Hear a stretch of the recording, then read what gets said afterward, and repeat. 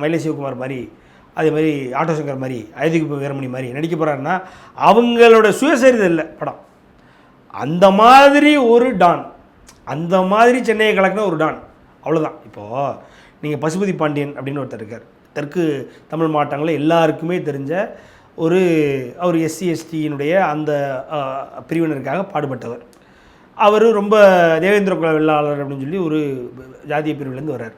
அதே மாதிரி நீங்கள் பார்த்தீங்க அப்படின்னா அவருடைய படம், அவரை தழுவிய ஒரு படம், கிட்டத்தட்ட அவரே வர வச்சாங்க படத்தில், பைசன் படத்தில்.